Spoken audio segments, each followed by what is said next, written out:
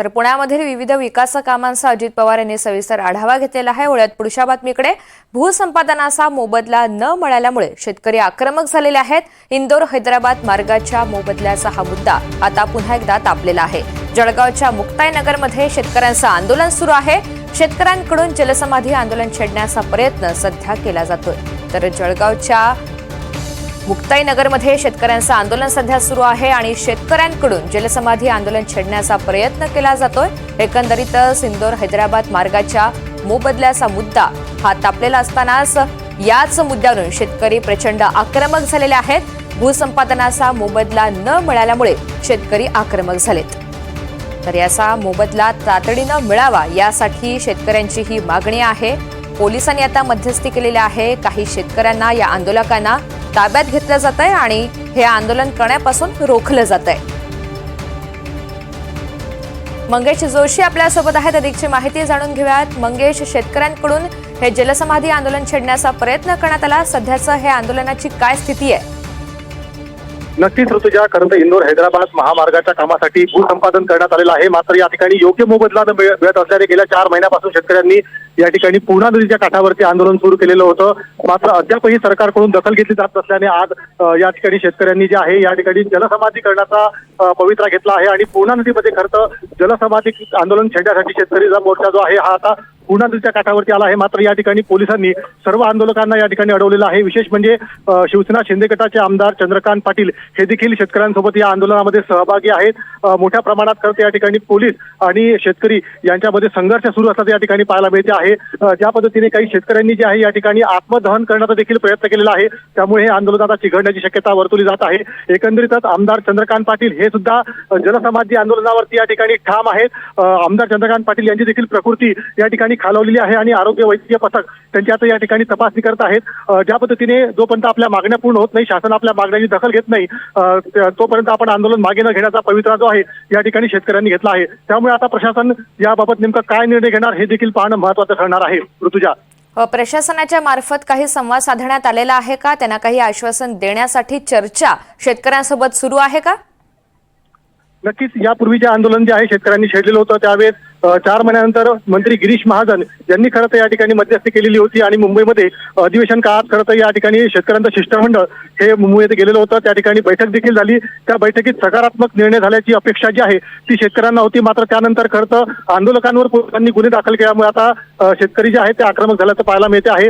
आता मात्र या ठिकाणी प्रशासनाकडून कुठलेही अधिकारी जे आहेत ते आलेले नाही आहेत। एकंदरीत जिल्हाधिकारी असतील, जिल्ह्यातील नेते असतील, यांनी देखील आता या ठिकाणी आंदोलनस्थळी यावं आणि या ठिकाणी आश्वासनाची पूर्तता करावी अशी मागणी जी आहे हे संतप्त शेतकरी करत आहे। अन्यथा या ठिकाणी पूर्णा नदीच्या पात्रामध्ये जे आहे जलसमाधी आंदोलन करण्याचा पवित्रा जो आहे तो शेतकऱ्यांचा कायम आहे। मात्र सध्या तरी पोलीस आणि शेतकऱ्यांमध्ये या ठिकाणी मोठ्या प्रमाणात संघर्ष सुरू आहे। ऋतुजा, अगदी आणखी एक महत्त्वाचं मंगेश, यामध्ये स्थानिक आमदार चंद्रकांत पाटील हे सहभागी झालेले आहेत का? त्यातली काही माहिती मिळते?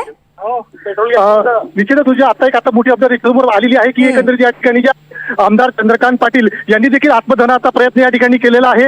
एकंदरीतच पोलिसांकडून जे आहे त्यांना आता अडवण्यात आलेलं आहे। ज्या पद्धतीने हे जे आहे आता अधिक चिघळण्याची शक्यता वर्तवली जात आहे। स्वतः सत्ताधारी आमदार चंद्रकांत पाटील हे देखील आता यांनी या ठिकाणी शेतकऱ्यांसमवेत आत्मदहनाचा प्रयत्न केलेला आहे आणि त्या ठिकाणी पोलिसांकडून जे आहे त्याचा अडवणूक चालू आहे। एकंदरीतच हे आंदोलन जे आहे मोठ्या प्रमाणात या ठिकाणी पोलीस बंदोबस्त तैनात करण्यात आलेला आहे।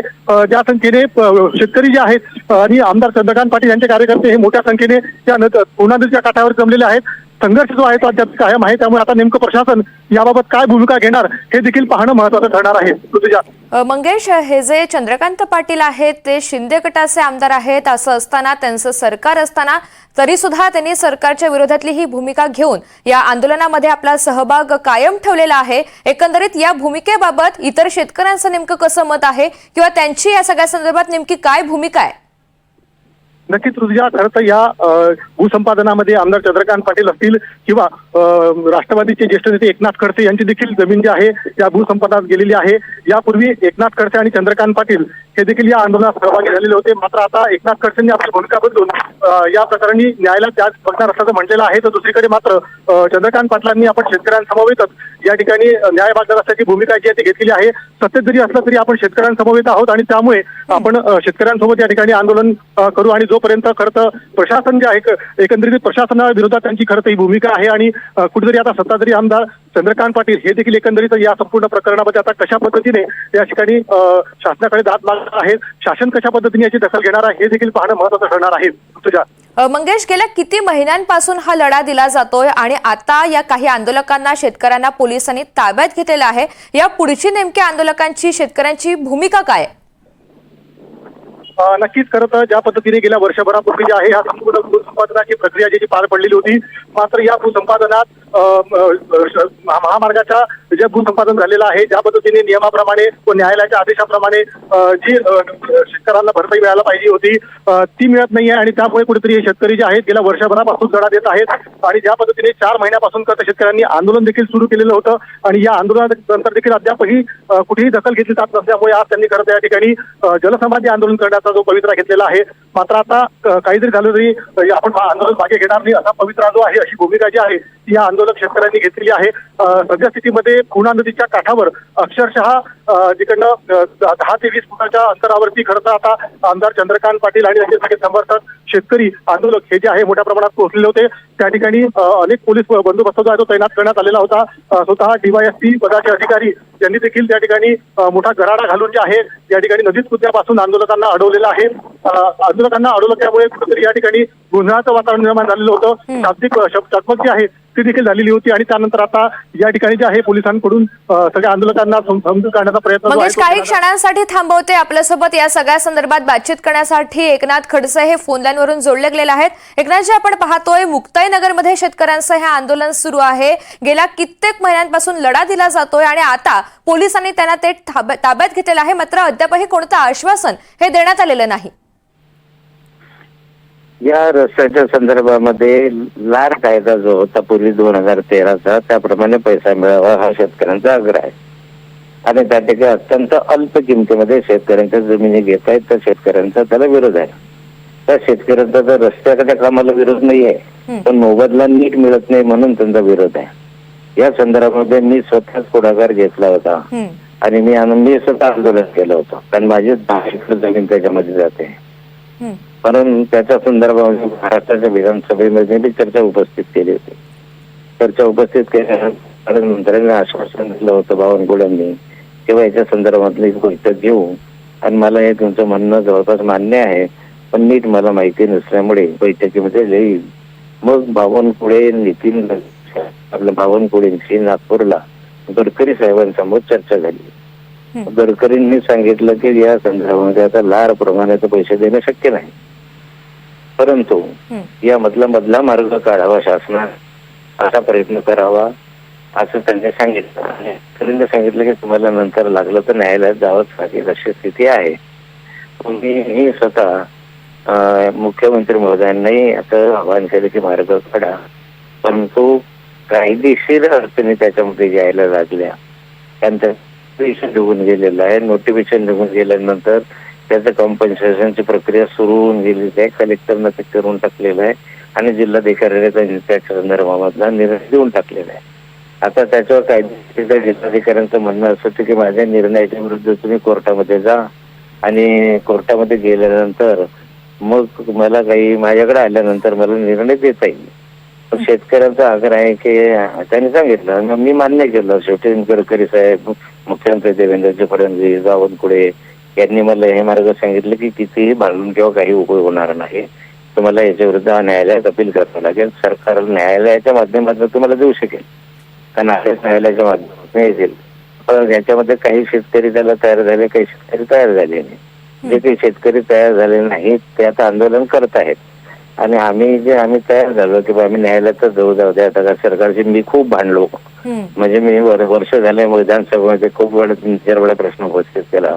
बैठक घेतल्या, गडकरींकडे गेलं, बावनकुळेंकडे गेलं, मुख्यमंत्र्यांकडे गेलं, पण माझ्याही याच्या लक्षात आलं की याच्या विरुद्ध कोर्टातच जावं लागेल, कारण माझे महसूल मंत्री आहे आणि याच्या विरुद्ध काय केलं पाहिजे याचं मला माहिती आहे आणि त्यामुळे मी त्याचा नाद सोडून आता कोर्टामध्ये. एकनाथ खडसेजी, आपण सुद्धा सोबत राहा. चंद्रकांत पाटील शिंदे गटाचे स्थानिक आमदार हे सुद्धा फोन लाईनवरून जोडले गेलेले आहेत.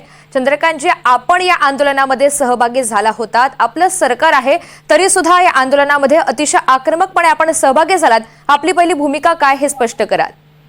सगळ्यात महत्वाचं आहे की हा प्रोजेक्ट इंदोर हैदराबाद हायवे जो आहे हा होतोय आनंदाचा विषय. त्याच्यात जमीन जे घेतले जाते ते कवडी मोल भावामध्ये जमीन लोकांची घेतली जाते, जी रोड टच हायवे टच आहे, 753 EL आहे.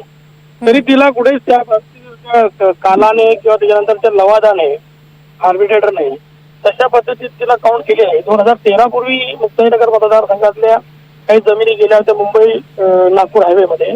त्या काळात 3,200 रुपये स्क्वेअर मीटर प्रमाणे पैसे मिळाले होते. आज या लोकांना 45 रुपये स्क्वेअर मीटर प्रमाणे पैसे मिळत आहे. तुम्ही बघू शकता 45 रुपये स्क्वेअर मीटर म्हणजे 4 रुपये स्क्वेअर फुटाप्रमाणे पैसे मिळत आहे. या भावात जर जमीन मिळाली, सरकारी जमीन या भावात मिळत असेल तर मी घ्यायला तयार आहे. आणि ह्या लोकांची जमीन कायमची हिरावली जात आहे. त्यांचा कायमचा तिथून हक्काचं जे उद्याच्या दिवशी त्यांना त्याच्यावर पालन पोषण होतं तो विषय जातोय. या गोष्टीला सहज सरकारकडून जर घेतला जात असेल त्याचा निषेध नोंदवला पाहिजे. 5 महिन्यापासून सलग हे लोक या पुलावर आंदोलन करत बसले काम बंदसाठी. तर आता पोलीस फोर्स लावायचा आणि जबरदस्तीने त्यांचं आंदोलन मोडून काढायचं. त्या लोकांना जमीन देण्यासाठी काही हरकत नाही. तर देशाच्या याच्यामध्ये विकासात भर पडते हरकत नाही, केलं पाहिजे.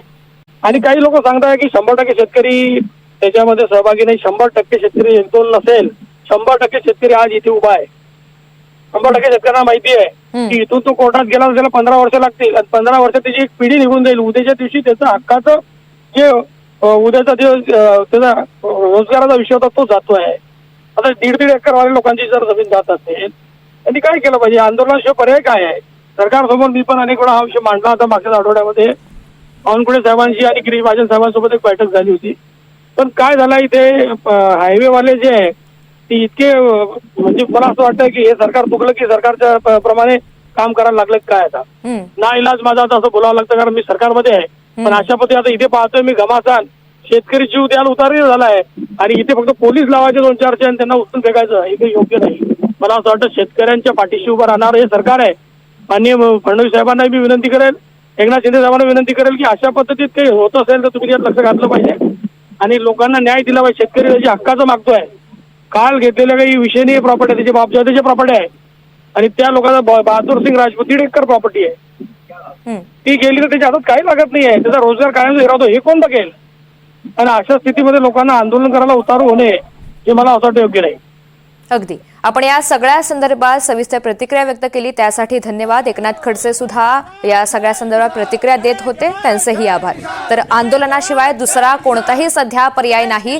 सातत्यानं लढा देतोय आणि यापुढे सुद्धा देत राहणार असं चंद्रकांत पाटील स्थानिक आमदार यांनी म्हटलेलं आहे.